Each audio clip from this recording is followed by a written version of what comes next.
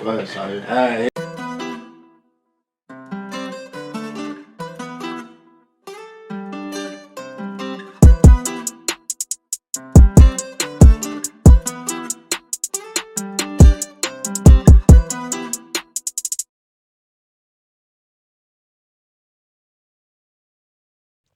I want to welcome everybody to tuning in to the Discussion Board podcast. We certainly have a good one for you today. We have a special guest who we are definitely blessed to have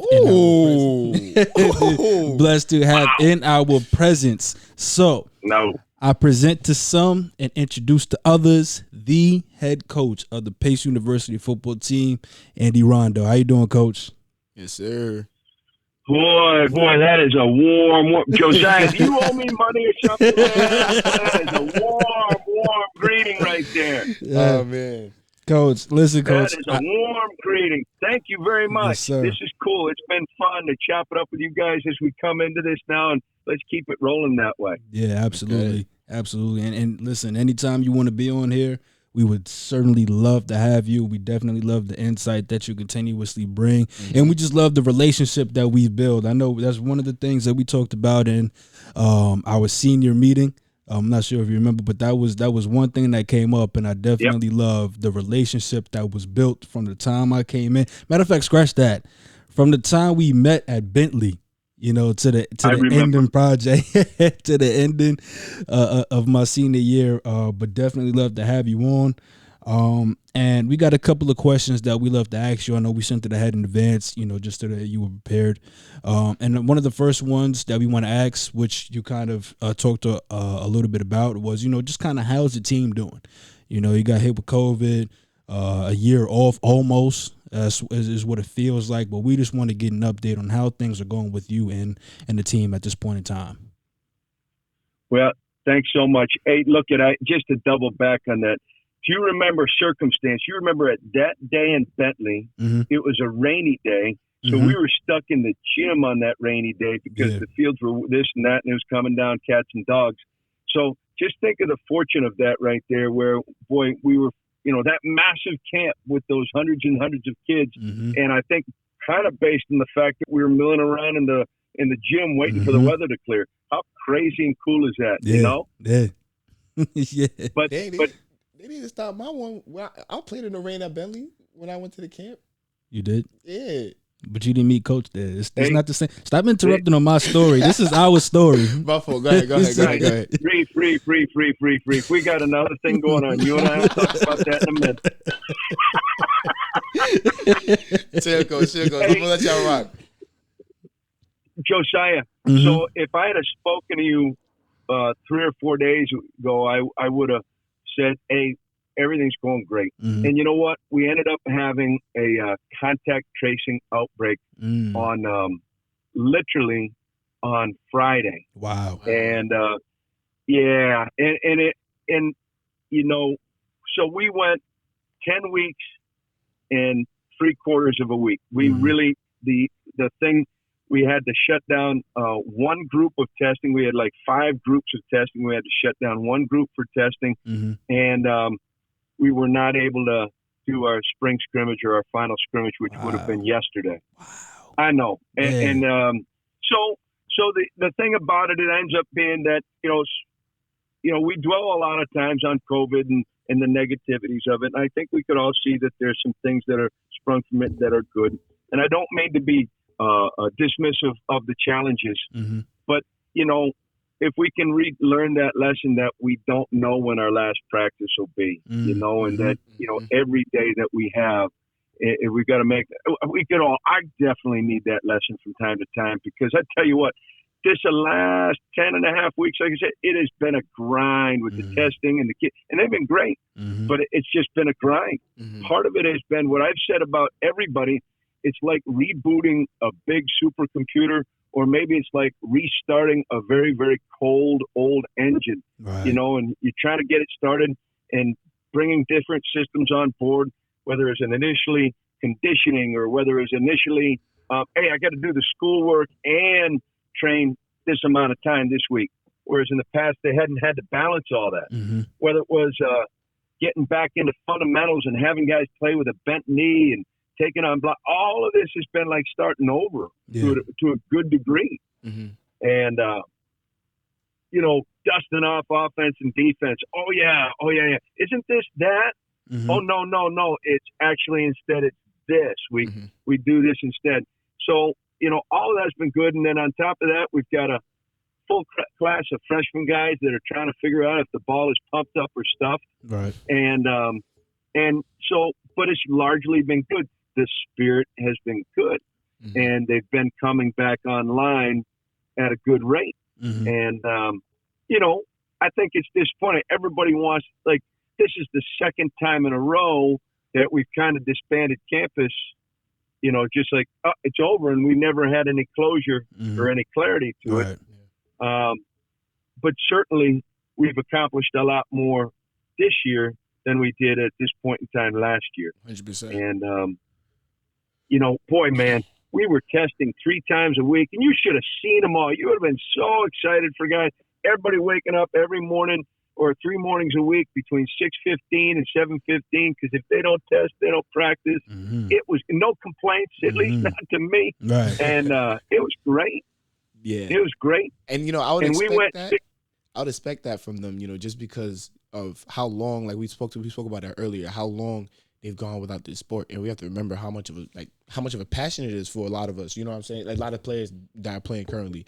So for them to say, okay, you need to do this, that, and the third to play again, I promise you there's not a lot of things that you would tell them they would have to do that they will not do, just because of how much they love the game. If you love it, you're gonna wake up at 6:15. You're so right.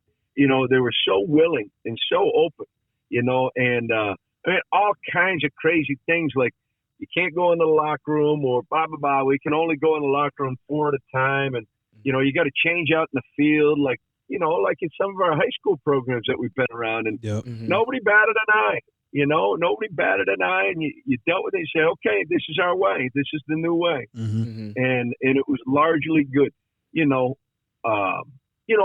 I think to put it on a normal timeline, I don't think it's fair to the process, but I'm happy with the direction we're headed. Mm-hmm. I was glad we didn't play in the spring. I just think there's too much fundamentally to bring people in line, right? And to teach them. Right. So, right. And I love the fact that the spirits were high, because that's something that's extremely hard to do when there isn't when you don't really see a season put together, or you're just training for this one spring game that may not have a meaningful impact on like rankings or anything like that. But the fact that we're here, we got to do what we have to do in order to get on this field. Like, it's hard to motivate and incentivize guys when there isn't something that they're really have their eyes fixated on, just something that they know is going to have all of their hard work pay off. So to me, that sounds like that's just straight internal motivation that they have in order to get back on the field. And that's beautiful, because that's what you love in players. Yeah, man. Yeah, I mean, I can't tell you how on spot you are there. Mm-hmm. We went 6 days a week for almost 11 weeks. And nobody flinched. Our gig. We go out there, rain or shine, outside, and there was no days in the gym we were running outside because they wouldn't let us in the gym to run outside. We got to go in the weight room, and that was our space. Mm-hmm. And so we would run outside, whatever it was, 3 days a week. And initially it was 4 days a week, and nobody flinched, man. Everybody, it was all that weight room. You want to talk about what their game day was? Mm-hmm. Cats love that weight room and getting back into that weight room. They loved it. And, they say, okay, if that's what it takes to get back in the weight room and get back into that routine and get that balanced physical approach, and then the freshmen would come on board and say, man, well, and all the different details that TT Troy takes them through, and then the conditioning came back online. And then after that, it became that we did these OTA type of days where it was skills and, and all of these cats, they didn't know if we were actually getting the football or not. They were just waiting and waiting and waiting patiently and doing all the right things and hoping for the best. And then we got to padded practices, and it looked just like and love by the time we were working through these last 3-4 weeks. That's And just to touch back on what you were saying earlier about bringing that reminder back that you never know when your last game is or your last practice is.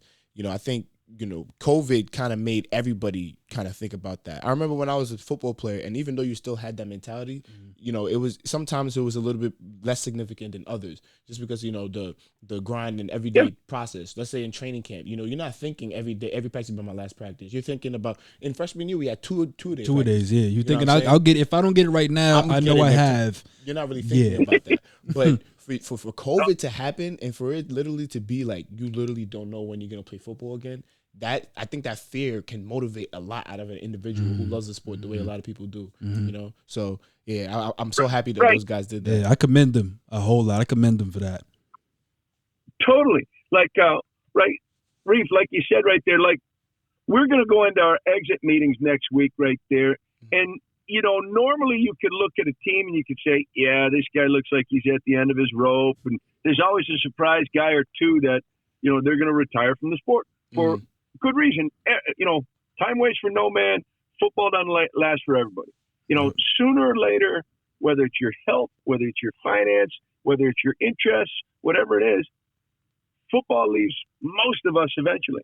And you can see it in guys' eyes, but, you end up looking at it and saying, boy, if y'all came back to campus where you didn't go to a class, you had very, very strict living conditions, I think you want to be around this stuff. Yeah. So I think they all want to be there, It gives them a chance to socialize. Right. This is our chance to really get away from the world. Things that are happening on.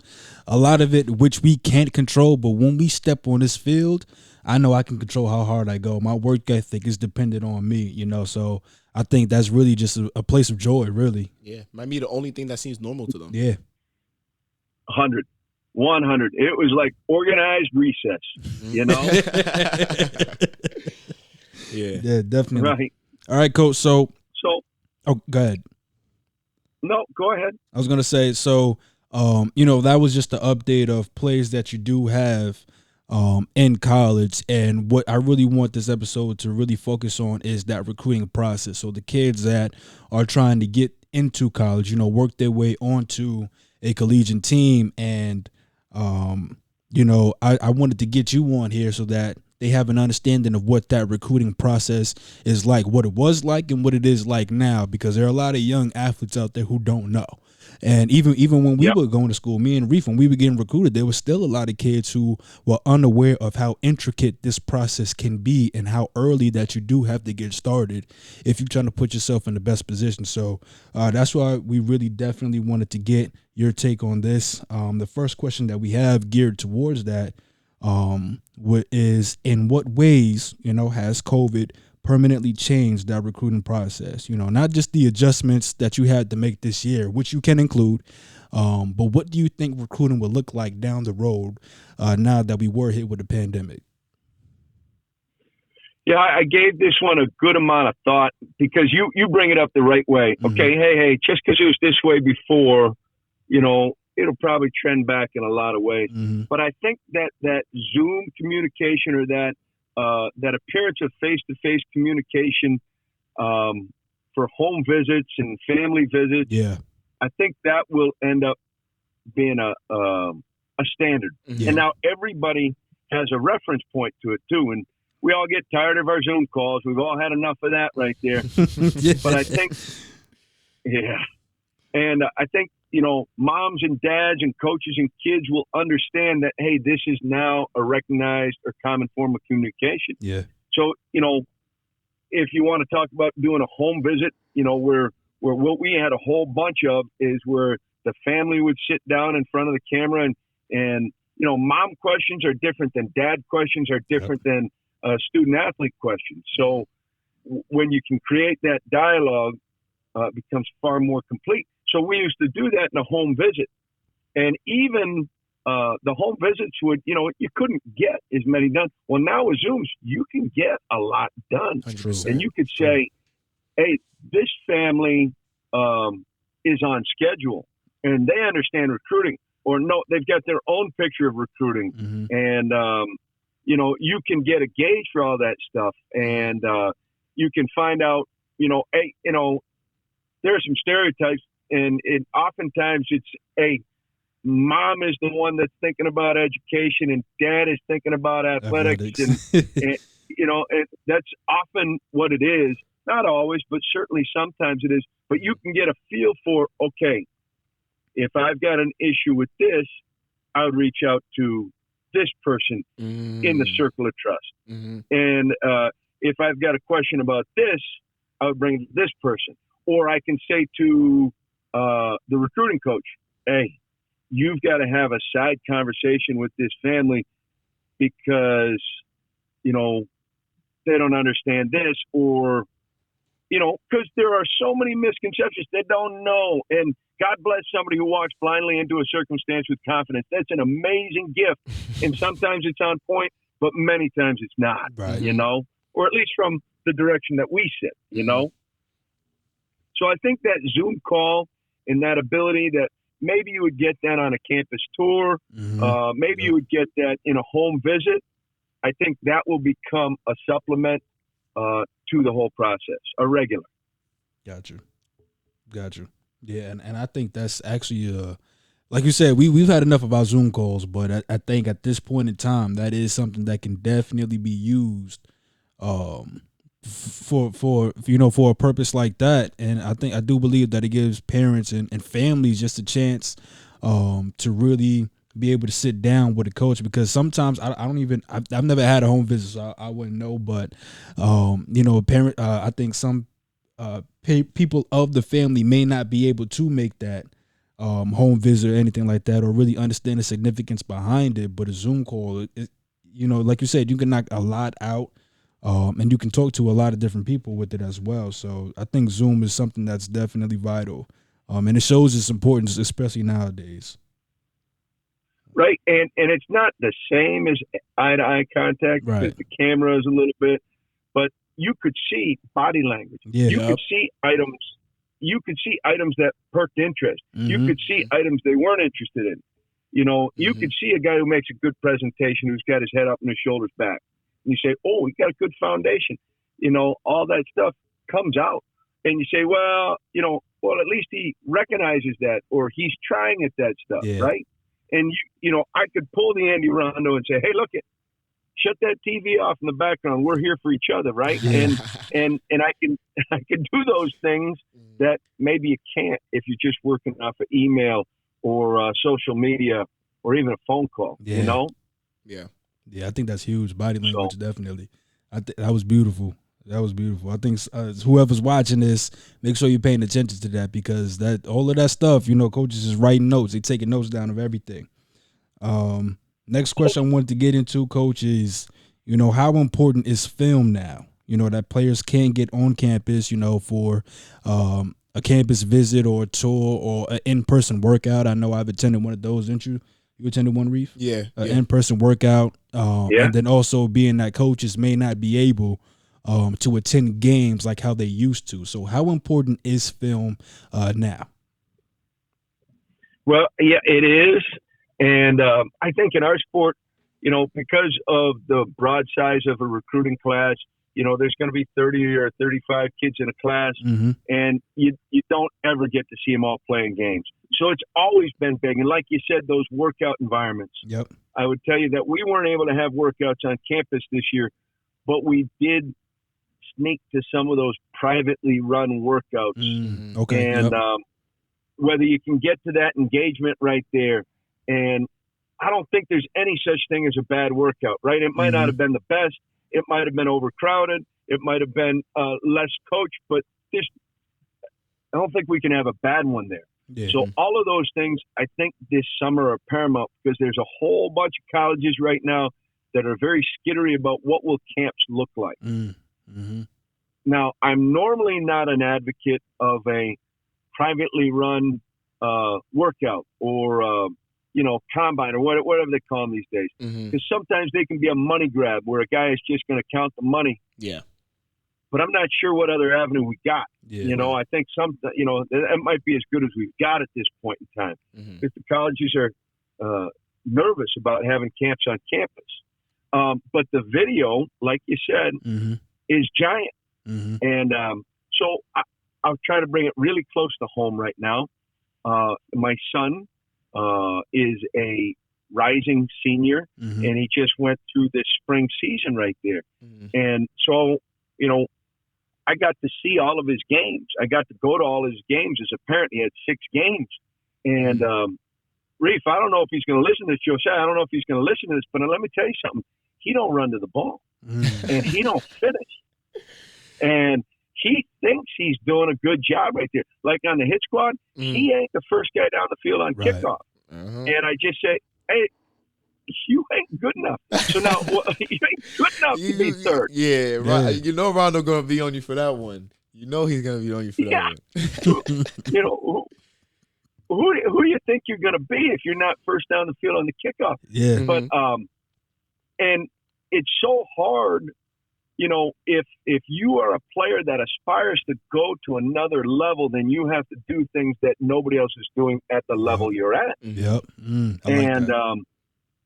Yeah, man, how are you going to say, well, I'm the best of a bunch of guys that aren't going on to play in college? What? Yeah. So what? Right? Yeah. So the video is huge. And like we've established, okay, I don't know how much reps there's going to be. This group of seniors up in this part of New York, they got to play, 3, 4, 5, maybe 6 games, and again, I'll keep it to my son and try to wear a couple of hats. Shoot, he had like 3 catches. So it ain't going to be stats. Yeah. The stats are, people think of stats based on a normal length season. So it's going to be about other evaluation points. And the video is huge. Yeah. If I go back, and the honesty of it ends up being the bulk of our signing class was kids from areas that played. And okay, it is. And, this is for, parents and family members and coaches, the people who aren't able to put it together for the programs and the leagues and the regions and the counties and the boroughs. Their kids are getting hurt. Yeah. Kids are getting hurt for their opportunity. And let alone, the devices that kids will go to when they don't have programming, when they don't have structure. Yep. And all of us can fall off the wagon that way. I love to take a nap on a couch when I got nothing to do. Yep. But, let alone opportunities that are lesser for it. So the video is huge. Yeah. It's huge. And so now the trick ends up being, okay, how will you be prepared for the shorter number of opportunities that exist? If you're a class of 22 kid, and God willing, we're going to play football this fall. And if you've been away from it that long, how are you going to do something? And it's going to be really hard on kids. Yeah. It's going to be really, really hard, and they'll have no idea. I didn't even think about that. I didn't even think about the fact that, some of these sophomores. Oh, my focus. Go ahead. No. Go ahead, Reed. No, I was gonna say I didn't think about the fact, like, some of these, like, let's say you were a junior, what I mean, last year before COVID happened, I was a sophomore, and now 2 years in, New York City public high schools, for example, 2 years in, you didn't get a season. What I mean? Now you're looking at potentially going into college. Let's say you do, thank God, do get recruited. You're going into college without 2 years that you didn't even play in high school yet. You expected to play at the college level. You know what I mean? You don't even have those 2 last years of experience in the high school season yet. So yeah, that's crazy. That's crazy to think about. And I take myself as an example. I need it every year. Yeah, definitely. I wasn't able to play my sophomore season due to injuries. I have played my junior season, but and Coach, I know you can attest to this, but every year that I played in college, I needed those reps, to develop myself as a player. And that's huge. And that's just me working out on my own. You need those in-game reps. Yep. But then we get back to that deal that we always come back to when we talk about pressure versus stress. Yep. What's in our control is pressure. What's out of our control is stress. Yeah. And you got what you got, man. So, if I would use as an example, and fortunately this hasn't been this way, hey, if you let it be about, I just got 3 catches, that ain't in your control. Yeah. What about all the other things that are in your control that if you really want to do this, if you really want to live this lifestyle, there's going to be a difference between a lifestyle and an activity. Yeah. And if you really want to live this lifestyle, Well, then you got to act on that lifestyle, and you got to be on that kick-ass team. You got to be screaming down the field, you know, and you've got to show up on the stock blocks and perimeter tackle, blah, blah, blah, blah, blah. You guys know that, you know. Yeah. Me and you have literally had that talk before. If you really want to train, well, train, man. Train, you know. Now, Coach, I want to add this. I know this is, since we're on the topic of film, I just want to piggyback off of it. I have a young athlete that I know. He's currently in high school. He's getting ready to be a rising senior. Now, he doesn't have a lot of in-game film that's readily available for evaluation. But what about if I can help him get, you know, kind of like a combine, I would say, type of deal where we're going through drills and I'll just have the recordings there for him as he goes through those drills and kind of put that together just so coaches can get a sense of his movement on the field and, you know, things of that nature. Is that something 100. that can be beneficial for him, even though he doesn't have those? 100. Yep. 100. I think all of these things, like if we start looking at, you know, you want to show somebody how tall you are. Mm-hmm. So we have all these resources. You guys talk about all the equipment that you have at your fingertip that's become largely like just what we carry in our hands in the iPhone. You know, there's so much power in that right there. Mm-hmm. So how you can go about representing your height, okay? You can write it down on a piece of paper, and we all know most people lie about that. And the coaches are looking for indisputable truth about what it is. Mm-hmm. Yep. So you could go and create a system in which you could represent it on video. You can go ahead and represent a system that shows how much you weigh. Mm-hmm. You can go and represent what your wingspan is, what your body structure is. You can give people, we watch it every day in all of our social media content. People paint a picture and tell a story. Yep. Mm-hmm. So now we've all been blessed and spoiled with games that gave us the structure for the story we wanted to paint. Okay, paint your story. Mm-hmm. So whether it ends up being, you've got to represent what you are physically. Mm-hmm. You've got to be able to represent what you can do. And I think real things like change of direction, like bending your knees, you know, straight line speed, I still don't know how to represent that on video. Like seeing a 40-yard dash run, you know, even on the NFL Network, they put they screen in a slow guy and a fast guy to represent the difference. Mm-hmm. So I really don't know how to do that, and I don't think that's as big of a thing as we make it to be anyway. Yeah. But, you know, competitive things that end up being one-on-ones and, you know, all of those sorts of things that if the structure that exists in a practice habit that hey, you know one-on-ones matter. Mm-hmm. You know you could do half line 7-on-7. Yep. Mm-hmm. You know that if the quarterback is going to use structure and technique, you guys both know about that as quarterbacks. Mm-hmm. Structure and technique required of a quarterback to demonstrate a skill set. Yep. Mm-hmm. We've got to tell the story. And the story will be told or not based on what we decide to put on the resources we have. I like that a lot. Yeah. Coach, I had another question for you as well too. Because I think COVID kind of, you touched upon it before with the boroughs and, you know, how they've been, you know, not really concrete on what they're going to exactly do with the season and things of that nature. And I think it kind of shines a light on an issue that me and Josiah have talked about for years. And it's just the underdevelopment or the lack of care for the New York City football athletes specifically. And I just wanted to ask you, you know, in terms of looking at all the New York City athletes that have come and gone throughout your program, looking at a new kid that's coming into or trying to go to school, trying to go to a college, what is the one thing that you think that a New York athlete could do better for themselves in order to give themselves a better strategic advantage when it comes to recruiting in the college process? That's a good question. Ooh, boy, you know it's hard to get me to shut up. You might have got me to shut up on that one right there. That's a good question.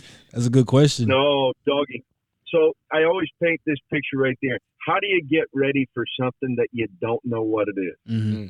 You know, and that's the whole nature of up a next level. If we use the analogy of a video game in that we get to the next level and man, it's so much harder than the previous level. Yeah. You know, I use the analogy of becoming a father. Yeah, I want to have a kid. It's going to be awesome. My wife's pregnant. Da da da. Oh man, that ain't what I thought it would be. Or getting, you know, and it's kind of the little league version when you're trying to make the move to college. Mm-hmm. And you know, and boy, you know, the guys who can give it a reference point, whether it ends up being somebody who experienced in college, was around it in college, or somebody who's willing to connect people to that environment. It's as simple as this. If you want to swim in that pool, swim with those fish, you kind of get to know other fish like that. Mm-hmm. Right? Mm-hmm. We only know, you know, hey, if I want to be a coach, I better hang around with coaches. Yeah. And if you want to be a financial advisor, you better hang around with a financial advisor. Yeah. And I think that ends up being it. And you know what? Let me not eliminate people out of this. We all know people who are tremendous resources and mentors to young men that might not have been that, but maybe they'll hold their feet to the fire like they'll experience in college. Yeah. Right? Mm-hmm. Maybe they'll, and boy, let's be really clear, you know, how much is available on social media now more than ever before to end up saying, this is what it looks like. Yeah. Now, what people do is they pick and choose what they want, right? But if you look at, you know, just think about, you guys ever see Sideline Hustle? Yeah. Mm-hmm. Yeah. Completely dedicated toward the skills that need to be developed to be a wide receiver. Mm-hmm. So, you know, if you're watch athlete, that just video. Watch the videos. Yep. Shoot yourself on video. Yeah. Do you look like that? Okay. No, I don't. Well, how do I work on it? Right. They'll tell you exactly how to do it. Mm-hmm. You know, but that's the trick right there. We all know the difference too. Hey, most people, me with my ADD, I do way better in a classroom with a teacher in front of me who's telling me what to do. Mm-hmm. But if you ask me to do it on my own in an online course, I'm not going to do as good of a job. Yeah, I can attest to that. But that mentorship thing is huge. Yeah. Who are you going for? Who are your resources? How are you figuring it out? Yeah. And it's funny, a lot of people don't talk about, as much as, you know, those people don't, like, let's say a regular New York City athlete don't have, you know, easy access or something like that. There's also the fault of you not striving to find that. You know what I mean? Because like Coach said, you could definitely go to social media nowadays, and that's 100% right. It's all at your fingertips. It's just about how hard do you want to find it. Right. You know, I like that a lot. Right. And, and it's really hard, right? I mean, how do you lift yourself up by the bootstraps? How do you get to a place you don't know how to get to? Yeah. And, you know, it's rare air. Right. And, you know, to end up getting to college and play football, it's rare air. Yeah. How many, we all know it's a hard deal, right? Yeah. But if you're trying to get to it, you might not know how hard it is. Yeah, exactly. And, exactly. I for sure didn't. Yeah. But you had people that helped you get there. Yeah. And you were driven enough to say, all right, let's do it. Yep. Yeah. You know? Yep. My parents definitely made sure they got me to whatever camps necessary. New England Elite, we went there twice. We went to Delaware State. We went to New Haven camps. We went to, just other showcases and everything like that because I didn't necessarily know anybody. Because I wouldn't say I didn't know anybody who played college ball, but I didn't know anybody like directly, like personally, to where they were like my brother, my cousin, my nephew, my neighbor, anything like that. I didn't know anybody who really, and not only just played college ball, but finished it, like played all 4 seasons in college. That was something that was extremely hard to find. So it was truly a blessing that we was able to do that. And me and Reef, we always talk about this, regardless of whatever adversity we went through when we played college ball.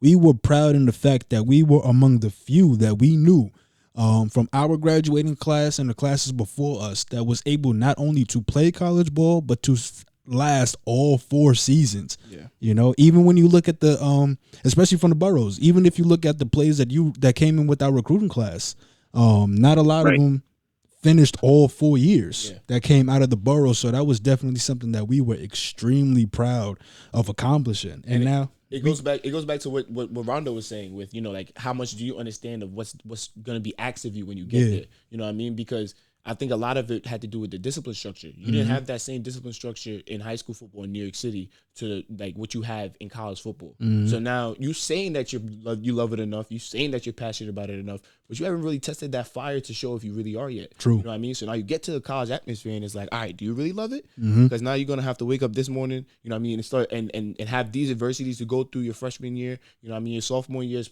you're gonna put pressure on yourself and all that. All the things that come in with that is nothing compared to what you go through in high school. So now it really tests how much do you really love the sport of football? Like, how much do you want to do this despite everything you're going through? Yeah. You know what I mean? Yeah. Right. And now think about it from this seat, the platform that you guys have. And so maybe if you rewind the 5 or 6 years when you were in that similar situation, would you have had the courage to go to somebody like yourself, even though you didn't know them, and say, hey, would you give me some pointers? Because knowing what you know now, and even what you're doing right now, you're more than willing to attend to the people that were willing to ask the question. Yep, absolutely. And as a young person, they just don't know the questions to ask. Right. You know, or they might not have the courage to say, hey, throw me a bone. Send me on a path. What do I need to do? You know? And, you know, going back to what you were saying with the stats and, you know, how some people, you know, hang their hat on that a lot, I think that has something to do with a lot of, you know, why these kids aren't going out and actively searching. Yeah. You know, I think back to when I was a high school athlete and I was putting up whatever numbers I was putting up as a quarterback, you know, in New York City public high school, I was, you know, putting up numbers. You know, I got New York City all team quarterback, this and the third. Yeah, you know, because of the numbers I put up. But it was against, like Rondo said, you know, a lesser talent. It's a lot of people who aren't going to go play at the next level. Right. You know, so, but for me, it's like, I'm feeling like I'm nice because I'm doing all these numbers. So, hey, like, maybe I'm good enough to get there. Not knowing that, you have a whole lot to work on before you get to that point. Yep. You know, so numbers do get to a person's head if they don't, you know, analyze it properly. Yeah. Or even if they're put, like, in... If I don't even know what I'm trying to say with that, but I do want to get to the fact that, especially around here, you know, or even just in high school in general, we look at it as just fun. You know, we're just having fun. And I remember a motivational speaker. I think it was either Inky Johnson or Eric Thomas, right? I think one of them. They was like, "Yeah, it's fun now, but what happens when it's not fun? Like, what happens if you hit something that's a lot tougher than you?" Where will your motivation come from to get you through that hump? And that's exactly what collegiate sports is. Like, it sometimes it can go from fun to not fun real quick. We talked about that. Yeah, it's like I remember me and Joe it's said just not fun at all. Me and Joe said so many times, bro. It was like, yo, high school football was just mad fun. Yeah. Like, college football feels more like even though you still love the sport, it feels more like a job than it is what you were doing in high school, which was just you having fun. Yeah. So now I was like, how much do you really love it, bro? And I think being that that's the case, it filters out a lot of kids, you know, because now they're looking at it as, I'm not having as much fun as I did in high school. I don't even want to play anymore, rather than digging deep within themselves and knowing that this is what comes with the game when I get to this level. You know, I'm going to have to start getting a different type of work ethic, a different type of mindset. I got to understand that there's a lot more than it just being fun in order for me to be successful on this level. And, you know, if you don't have anybody to tell you that, how will you know? Unless you go through it. And even when you go through it, you just like, all right, you know what? That's it. I'm done. You know? My son is playing rec league baseball. And he dropped playing baseball after like 8th grade. And he said, no, I only want baseball to be fun. I don't want to have it be a chore. Yeah. And that's good. So baseball for him, he was clear on it. Baseball for him was an activity. Okay? But we've got to find the guys that it's a lifestyle. Yeah. And it's got to be a part of your life every day, you know, every day. Every day. If it's not in your lifestyle every day, then, you know, it's like a diet. Diets don't work because you come off a diet. But is it your lifestyle about what you're putting into your body? You know, and I think we're the same way, you know, whereas see, like, you're right. There are times that it feels like a job because of the grind and all that, but nobody asks you to like your job, and you don't come back to something in your job and say, well, this is the day I'm waiting for. I'm working to this end. Yep.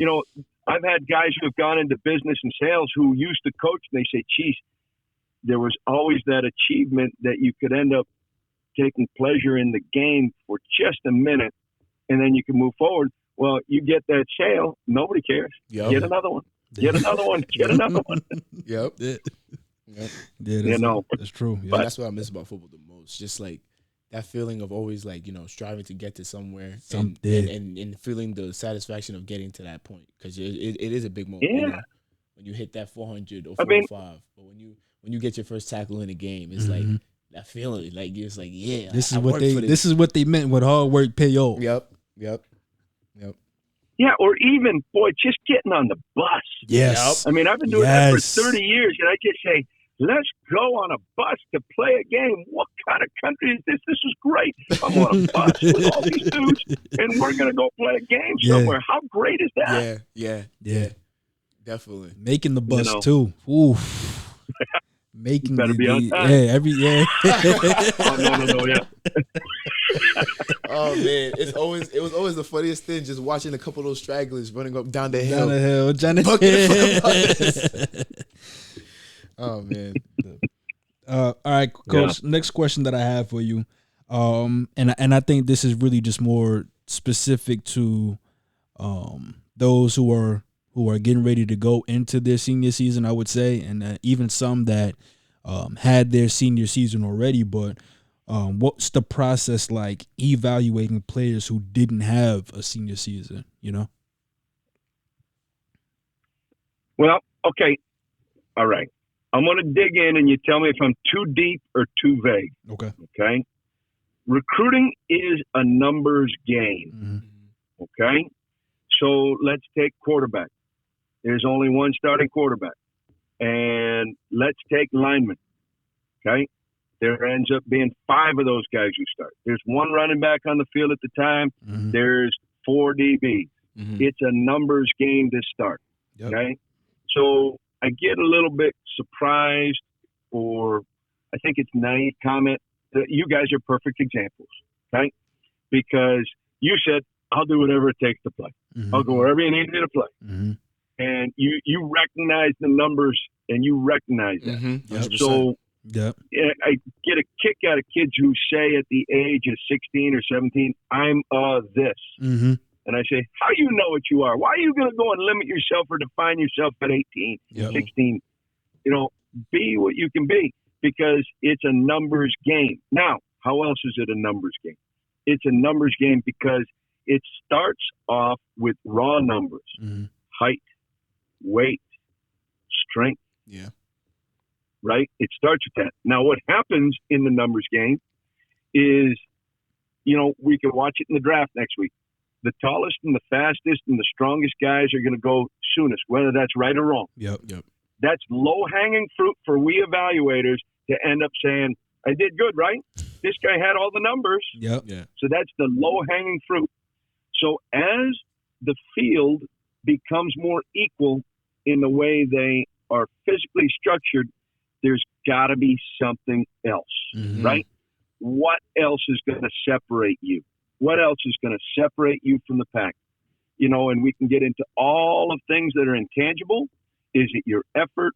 Is it your physical play? Is it your spirit? So I always will ask people, hey, what's your point of difference? What separates you? And I struggle with, if you guys ever met anybody who says, hey, I don't work very hard. I think everybody thinks they're working hard. They're working to the hardest of their ability. So, well, how does that represent on videotape? How does that represent on the tape that you shot? How are you painting that picture?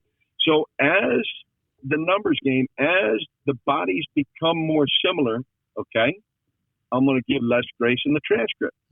I'm going to give less grace on, hey, if I got a cat on the team, I won't name names. He's 6'4", he's 220 right there, and his effort is suspect. But I'm going to try to see if we can get him going. Yeah. Because if he gets going, That's what we're all looking for. Yeah. But I also got a cat who's 5'10", and he'd run through the side of the facility if you had, and that cat probably gonna be on the bus. Yeah. You know.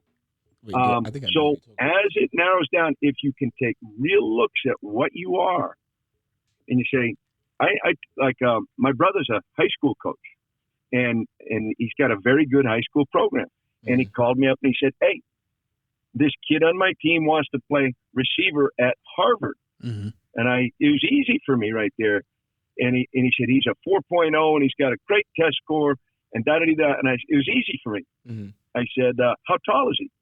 "Well, he's 5'10". I go, "Well, he's not going to Harvard." He said, "But he's this and he's that and he's this and he's that." And I go, "All you got to do is look at their roster. All of Harvard's receivers are 6 foot plus. All of them."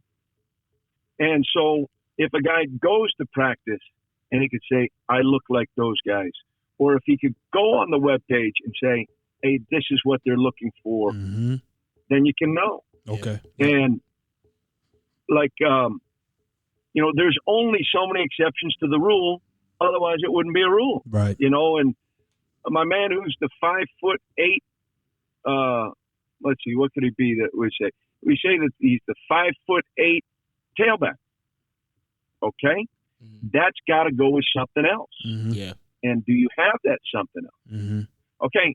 Well, what goes with that something else ends up being speed. Or quickness or the ability to make somebody miss. Yeah. Okay? But I still love the game. Okay, so what else you got? You got something else. What is it? And that honesty is really, really hard. Can you can you go and look at that school? You know how it is. And a guy ends up saying, "Hey, I want D1." Yep. Okay. Heard that a lot. Okay, I want to win the lottery, man. I used to want to marry a model, but come on, man. Yeah. There's something there for all of us. Yep. And the right spot will find us if we don't limit ourselves by saying, "I'm a wide receiver," but you might be a DB. True. I want to go D1. Well, you might be a Division III player that'll have a great experience. Yeah, and that's the biggest part. Having a great experience. What's the point of going to D1 if you're not going to get the opportunity to play and have fun?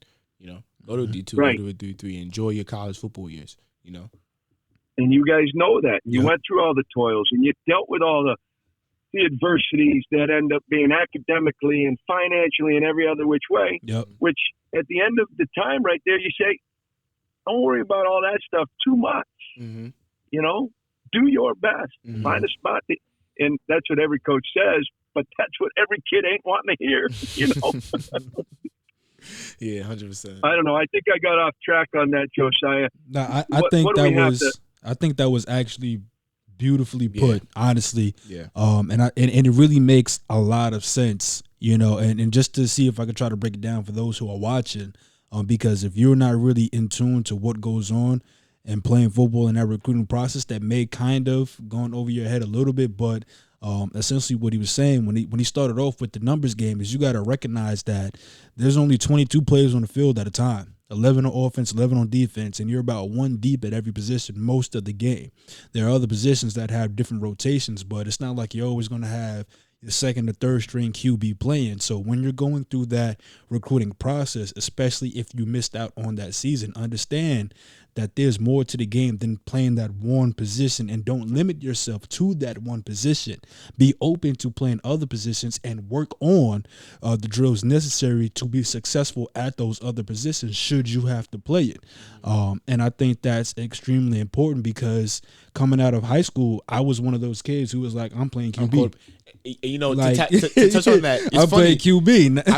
I have a personal story that comes full circle with that. When I was in high school, and my high school coach, if he watches this, could definitely attest to it. Yeah, that's what I wanted to say. But when I was in high school, I think it was my sophomore, junior year, we were having a defensive minded practice. Most of the time, I was playing scout team QB. It came to a point I was a starting quarterback. They didn't want me to do scout team QB. But at the same time, too, I'm not gonna just stand there, in practice. So my coach came to me and was like, "Hey, I want you to take D-line reps." I was like, I looked at him like, are you nuts? I'm not touching the D-line. Right. So I'm like, yeah, all right. So I'll go over there, and I promise you in those 2 weeks, I am just BSing everything, like just, I'm not distracting the team, but I'm just not taking it serious at all, right? And it gets to a point, the D-line coach goes back to my head coach and was like, hey, man, this kid's not taking it seriously. Just moving back to quarterback. So he was like, all right, Shariff, just keep on doing just only quarterback. 4 years later, guess what I ended up playing? D-line. Guess what I ended up playing? So it's just like, had I taken that opportunity to really take it serious, like, hey, this might be another position I could be really good at. Let me see what's up with this.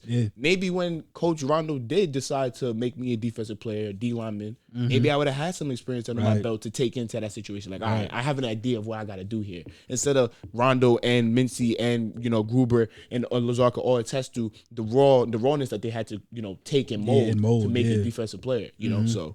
Yeah, definitely. And had you taken it serious, it probably, being that it came back full circle, it probably would have bumped you up in the depth chart because you would have had some sort of knowledge in order to play that position. And then another thing I want to throw in there is special teams. Special teams are important, especially when it comes to college, man. I'm telling you, a lot of people make money off of special teams. 100%. A lot of people make the bus off of special teams. So, like he was saying, it's the numbers game. And you got to recognize that and understand that, you know what, if it's just a matter of me playing, then there's certain sacrifices that I have to make regardless of the positions that I've been playing now. Understand that at some point in time, you may be asked or called to do something else, based off of the attributes that you have, Does that make sense, Coach? No, yeah. And if I could put it down on a personal level, right?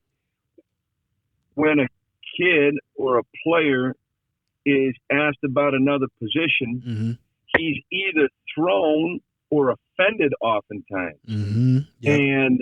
or dismissive. And if he could think about it, that coach he saw something in that guy to say, this guy is a dude, but he's just not in his right spot yet. So dude. I wish guys would see it as an opportunity rather than a sentence. That coach could just as easily have said, just leave him at scout quarterback. But he saw something in you, Reed. And could you have the wisdom, or could you take that opportunity to say, all right, shoot. But that's the old man speaking, right? With a lot of all right, Coach. Last question that I have for you. I'm not sure if Reeve has one, but I think that this is something players should definitely take into consideration too, because there's a lot of things that you can be evaluated with on the field, but also off, and I think they tend to forget that. So the last question that I have for you is what are you looking for in players when it comes to recruiting? Like what's the type of dude you like to bring into your program? Yeah. Okay. So this is really clean, right? So we have a system that, we send the coaches out and we make it really clean. Okay. There's 4 areas that we're going to evaluate a guy. There's 4. And I'll tell you the 4 in a second. If he can hit all 4, then he'll probably be successful. If he can hit 3 out of 4, he's got good chances too. If he's 2 out of 4, boy, we better have a plan for that guy and we better give him attention. And if he's only got 1, well, we're probably chasing the wrong guy. Okay? Okay, so the 4 that we'll talk about number 1, academics. Okay? Can he cut it at our institution? And, every institution has their own threshold. Right. But I know I can get a lot of cats into pace, but if I'm selfish like that, I can get them in. But if they can't keep up with it, well, that's really selfish on my part. So I want to take a guy that can do the work. Okay? So the academic part right there. And you can see it right there. You can see it on the transcript. It lays out, and I'll even take the guy who figures it out after his sophomore year. I'll take that guy. But you can see the classes that he's taken. You can see whether he's going to end up taking just the minimum. I can always tell on this. When a coach calls me up and says, hey, what's the minimum SAT you need to get into pace? I now say to the coaches, I say, hey, coach, what coach do you know that talks about minimums? Right. I like that. What coach do you know? You say, hey, what do I need? Come on, man. You know, nobody's talking about getting the least out of a situation. Yeah. Go big or go home. Yeah, come on, man. So academics one. Now, the realistic nature of our place is finances. Mm-hmm. You know, so when we look at the profile of the students, and you guys know what we can do aid-wise and what we can't, Yeah. Mm-hmm. right? And not a single stitch of our guys is on a full scholarship. Mm-hmm. And there's a whole bunch of guys that come in on none. There's some that earn, and there's all those scenarios. But again, I set a kid up for failure if his family can't handle the situation. Yeah. Mm-hmm. And it's not fair. What? You got to leave after a year and you got debt and you go into collections. So that's a real piece right there that, you know, and, you know, is a student going to be willing to find out, okay, how's financial aid work at your place? Mm-hmm. So it can get down to a real place. So that's 2. 3 ends up being what is, like we have for every position, we have what we call non-negotiables. We say we need these items to exist at this position. Damian Mincy was great at talking about ideals versus non-negotiables. He's got to fall somewhere in between. Mm-hmm. Okay? And then finally it ends up being whether it ends up being the character or the passion or I love a gym rat now.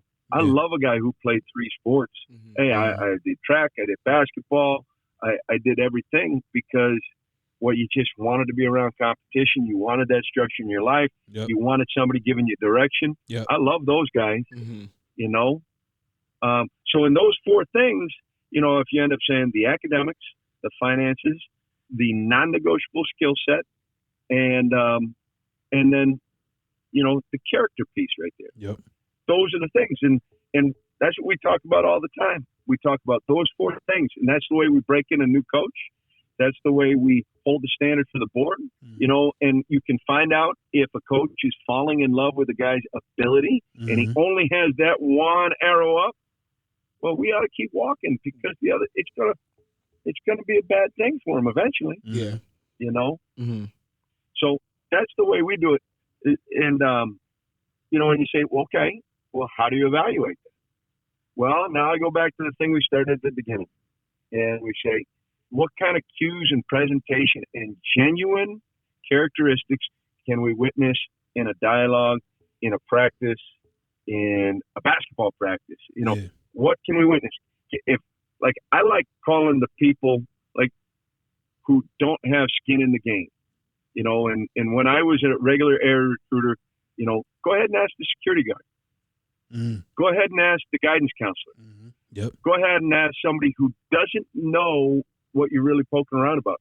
I ask the coach, and coaches are going to be supportive of their kids, Right. you know, and if you have rapport with the coach, maybe he'll give you the full story. Yeah. But coaches are going to be supportive of kids. They are. Yeah.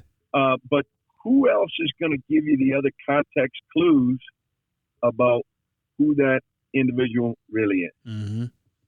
I like that a lot because, you know, that goes for athletes too. Yeah. You know, like, don't think that you just need to be on tip-top shape and tip-top behavior and be a class act only on the field. You know, I know a lot of kids that will literally like not care about anything throughout this class day in high school and then, you know, become a whole different person when it comes to the field. Mm-hmm. You know, you never know who your coach is going to have to talk to or that collegiate recruiter is going to have to talk to in order to get a better idea of you. Mm-hmm. You got to keep yourself in line at all times. You know, I like that a lot. And it could be that teacher whose class that you just raise hell in, you know, whether it's a math class or it's a environmental science class that you don't think you need. And it's like, okay, well, now the coach is getting ready to talk to that teacher, you know what I'm saying? Or that professor, that educator, whatever the title is. And they're actually giving the coach the raw and the real you of what you act like in that classroom. And now they're taking that into account when it's time to get you recruited. Yep. How about this simple little one right there? If you look on the transcript and you can look at the absences, look at the number of times that guy is absent. Now you're going to know. Yeah. You know, if you see 2 or 3, you say, okay, the dude shows up every day. 10 or 11, okay. The guy's finding a reason not to be there. Yeah. More than that, well, he don't give a crap. Yeah. So that's good. there's all these little context clues that you can start to form something other than the skill set. Mm-hmm. Because every kid wants to be recognized for the person he is, Mm-hmm. not just the skills he possesses. Mm-hmm. Yeah. You know, we're dealing on a human level. This is human beings right here. This is not trafficking of skills. Yeah. Mm-hmm. This is life, man. Yeah. This is next level stuff. It is bigger than the game. 100%. Most definitely. That was deep. Right That was beautiful. That was that beautiful, was Coach. That's all I had. Reef, I'm not sure if you had anything you wanted to add to it. Bro, you forget that we went over those questions together. So Just wanted to make sure, and nothing that just came off the top during the whole episode. Oh, nah, man. You know, Coach Rondeau gives extensive answers, so you never leave with questions, man. That's You pretty. know That's that. yeah, it's true. Yeah, I don't. Yeah, he covered everything, Coach. You've tackled everything that a lot of parents, not just athletes, but a lot of parents, I think, needed to know. Just so that they can have a better understanding on how this process is. And even when we were getting, I was getting recruiting or whatever. We didn't really have an idea on what it was like getting recruited for football. My sister, she was 2 years older than me. She got recruited for basketball, but football is a whole nother. This is a different beast. Mm-hmm. It's a different beast. So, I think that the information. Go ahead. Yep. And girls are different than boys. Yeah. They're just different. Yeah. Whole different developmental cycle there. Yeah. Yeah. But I'm sorry. I'm killing your whole airtime here, aren't I? No, this is beautiful. This is beautiful. The information that you have given us, I think is extremely vital for those athletes who are out there, especially in the 5 boroughs. Please, we've been through this process. We just want to make sure that the kids coming up behind us has this information available for them so they can get to the levels we did or even higher. That's always the goal. We want y'all to get past where we were. We didn't have the information, so we are giving it to you now so you have it.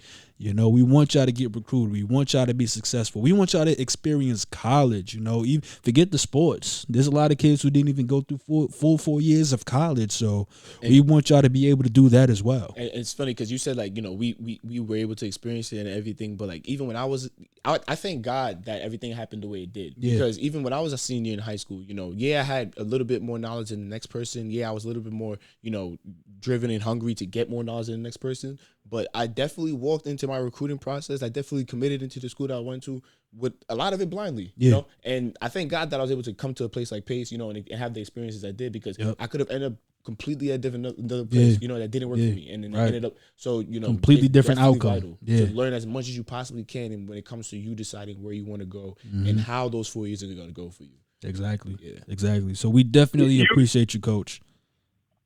Yeah. I would be remiss if I don't say this. So you two guys are the rare air. You guys are the winners. You guys are the champions. You beat all the odds. Mm-hmm. And let's be really clear. The odds were not in your favor. Yeah. It was stacked against you. And you had great persistence and a great approach. And you were everyday learners. Mm-hmm. And that cannot, what you did, you make it sound like it was easy, but it wasn't. Yeah. And what you guys were able to accomplish through the course of your time, and through recruiting and beyond, it's unbelievable. It is rare air. And everybody wants to say, okay, tell me about your stats in college and all that. Well, let me just tell you, you are elite. Mm-hmm. You guys are elite.